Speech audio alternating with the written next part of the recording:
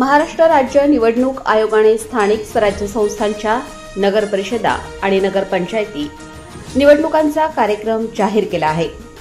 खाली प्रत्येक टप्प्याची सविस्तर माहिती दिली आहे.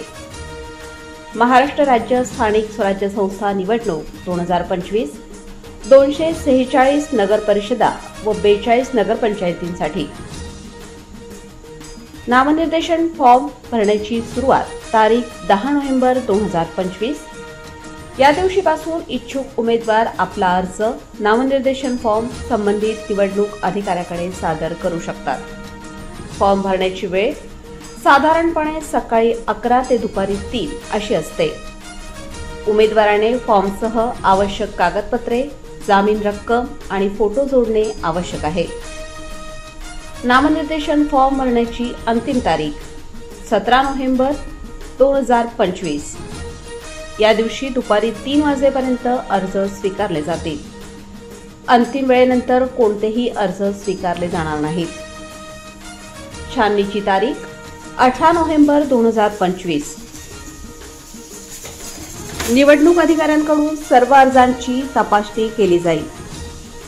फॉर्ममधील चुका, अपूर्ण कागदपत्रे, पात्रता, निकष यांची छाननी करून वैध व अवैध अर्ज निश्चित केले जातील.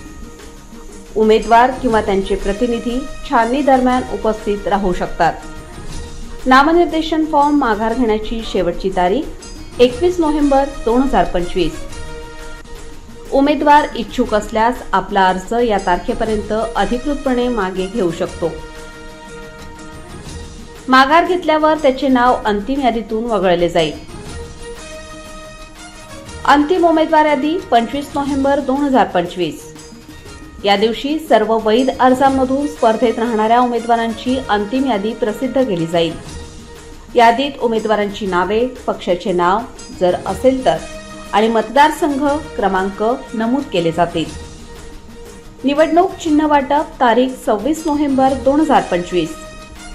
प्रत्येक उमेदवारास अधिकृतपणे निवडणूक चिन्ह इलेक्शन सिम्बॉल देण्यात येईल. पक्षीय आणि अपक्ष उमेदवारांना आयोगाने निश्चित केलेल्या यादीनुसार चिन्हे वाटप केली जातील. मतदानाची तारीख 2 डिसेंबर 2025 या दिवशी सर्व नगरपरिषदा आणि नगरपंचायतींच्या निवडणुका पार पडतील. मतदान सकाळी 7:30 ते सायंकाळी 5:30 या वेळेत होण्याची शक्यता आहे. मतदारांना ओळखपत्रासह मतदान केंद्रावर जाऊन मतदान करता येईल. मतमोजणी व निकाल घोषणा 3 डिसेंबर 2025 या दिवशी मतमोजणी पार पडेल आणि विजयी उमेदवार जाहीर केले जातील. निवडणूक निकाल जिल्हास्तरीय आणि राज्य निवडणूक आयोगाच्या संकेतस्थळावर उपलब्ध होतील. महत्त्वाच्या सूचना: सर्व उमेदवारांनी निवडणूक आचारसंहितेचे पालन करणे बंधनकारक आहे. उमेदवारांचे खर्च, लेखाजोखा निवडणुकीनंतर आयोगाकडे सादर करणे आवश्यक आहे.